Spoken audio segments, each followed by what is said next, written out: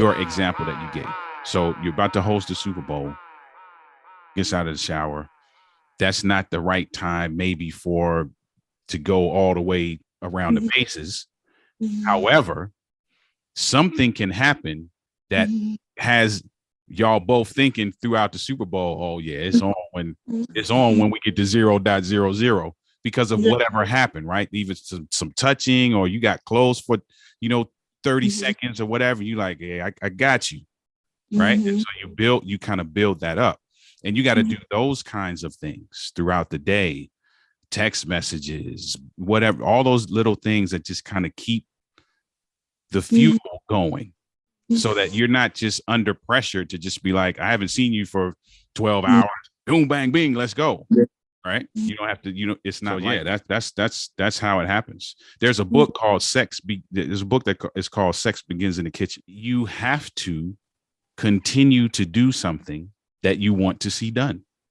That's just how life works. Because you know how to cook doesn't mean you can stop cooking for the rest of your life, because somebody's not going to eat. You got to keep doing it. And that's you got to keep having these conversations where you're like, okay, these are the things that I like. These are the things that I appreciate. Here's why I like them. Here's why I appreciate them. Here's how it makes me feel. Because what you want to do is you want the other person to understand what the end game is. So if the end game is peace and tranquility and being horny, then tell me what I got to do to get that. And I'm going to keep doing that. Right? Now, if you tell me that today, yes, you may think, okay, you told me that today, so you should never have to tell me that again. But we're human beings. One day you might have a conversation like you did about the office, and the conversation doesn't go the way you felt like it should go. That's an opportunity now to reiterate. Hey, babe, I didn't appreciate that. Here's what I would have appreciated. And here's why. When you speak to me that kind of way, you make me feel a certain kind of way. And you know how I get when I feel a certain kind of way. Now, like, oh, yeah, I need you to keep feeling that way. And vice versa, right? Hey, you know what? I appreciate when you answer me this way, or when you don't say these kinds of things, or when you support me in this way. You got to keep doing that. It's an ongoing thing, man. We still doing it over here too. I get reminded. I'm not going to say I get reminded every day, because that would make it seem like I'm really terrible, but I get reminded periodically of things that need to happen, and then couple that with what we talked about a couple weeks ago, creating the experiences. And then add to that, here's a beautiful equation. So now you're having conversations about how you're supposed to interact. You're creating experiences, and you're working on building the bubbling up the intimacy outside of the bedroom by being affectionate, touchy-feely, doing all these little things and you talk about the stuff you like. Man, you know what I'm saying? You rubbed against me when you went to the stove just now. Like, you need to keep. If she was here, she'd tell you. I tell her that all the time. I was like, oh, she'll do something like, oh, okay. Don't do that if you're not gonna put it in your repertoire. Like, you got to keep doing that, and you got to have those kind of conversations and build that level of excitement. Then there's no pressure. When you see the moment that you have more than one moment, it's not, there's no apprehension to initiate, because you already been doing these things. You're working on how you treat each other and how you talk to each other, and making sure you're solidifying that atmosphere, creating experiences that put you in the same place and give you a common goal. And you all, your kids are, doing the vomit sign because y'all can't keep your hands off each other. This automatically leads to what you're trying to get to. Organic. More than just saying it. You got to be willing to also hear those things, right? Without any pushback. And how you can keep from getting pushback is really being intentional about not just saying what it is you want or don't want, but really being intentional about saying why it's important and how it makes you feel and what it's going to do for the team. Because that's really the thing that's going to solidify your willingness to be intentional, is because you're thinking about the end game. This is what it's going to do for the team. You want me swinging from the chandelier? Okay, you got to talk to me this way. Mm-hmm. Mm-hmm. You got to do some things that are not actually intercourse, that help you to bond to each other. Now, they may lead to that, or they may not, right? So whatever you're into, right? Foot rubs, massages, taking a shower together if the shower's big enough for both of you to get in it. If the bathtub's big enough, getting in the bathtub. You know, whatever it is, right?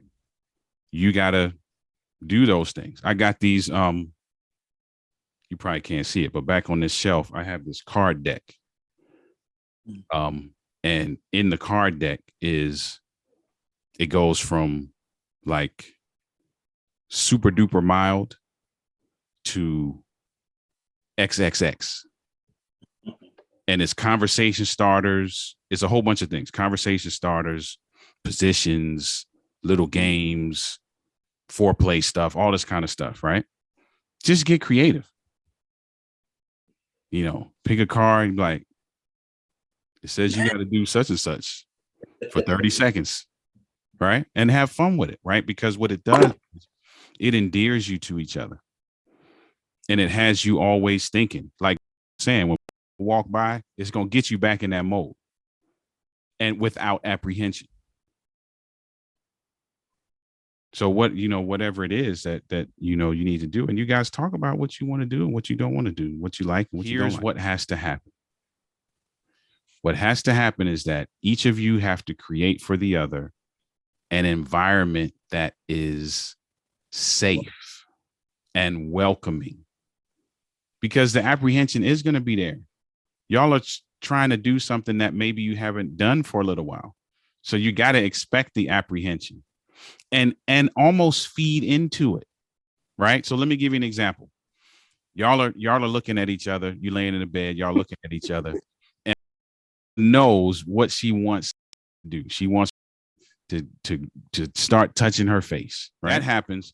He's apprehensive to start doing that because he feels like it's going to go the same way that it's gone. Right. Here's what you do. You grab his hand and you put it on your face.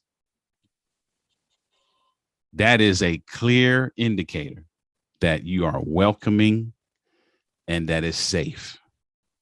Now, knows once the hand gets to the face, we can't talk about the bills.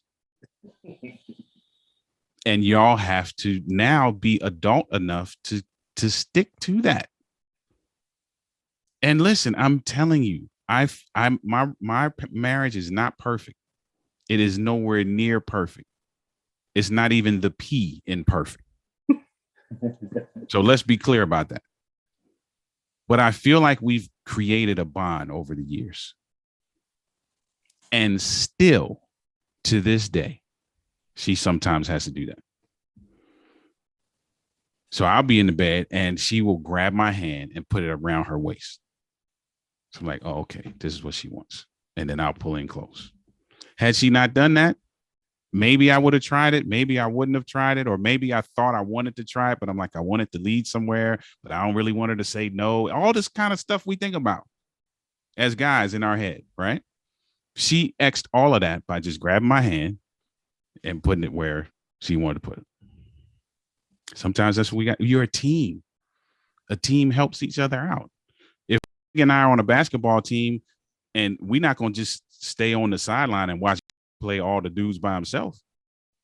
Like, we're going to help the brother out because we want the win too. We want the W as well.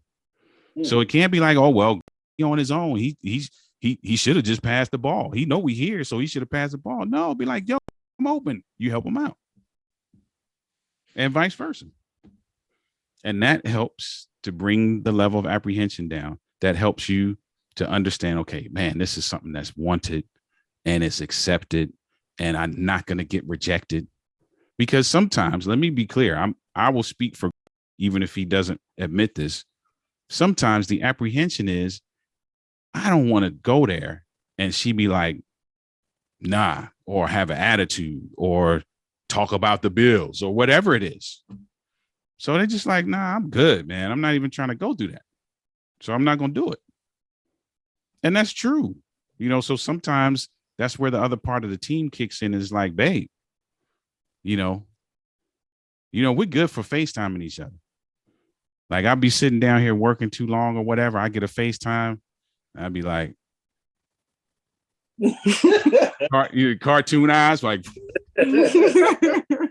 and everything. I got a switch right now that shuts everything off. One switch. I'd be like, sometimes you got to do that for the team, man. You just got to do that, and it's not a bad thing. It's not a negative connotation. It's not something negative against the other person. It's just the reminders that we give each other to get to where we're trying to get to, with the things that you've gone through and the things that you're trying to come back from and rebuild from. That in itself just lends itself to a certain level of apprehension. It's like if you neglect a house for, a number of years, it doesn't matter how nice the house is. When you go back into it, there's some stuff you still gonna have to clean up. So it's the same thing here. So it's not about who's at fault and where the designation lies. Now it's about, how do we make each other feel comfortable? Like, you got to change your approach to this, right? It can't be about picking apart what happened. It's about what needs to happen, because you'll get stuck trying to pick apart what happened, and that will drag you down a hole that you don't want to go down. It's about what needs to happen. How do we make each other feel comfortable? What are the things that you need from me to make you feel comfortable enough to just grab me and flip me over your shoulder and take me upstairs? What needs to happen? And start working on those things. So it's 9:10. No, I'm not saying that because I'm trying to get rid of you. I'm saying that because there's probably a little bit of time between now and when you guys go to bed. So